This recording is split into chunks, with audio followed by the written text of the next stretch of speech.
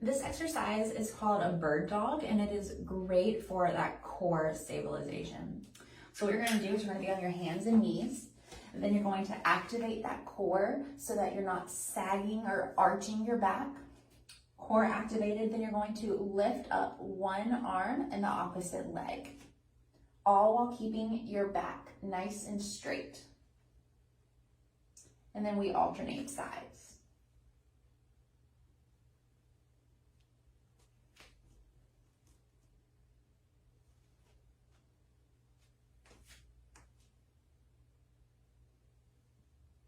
Just like that.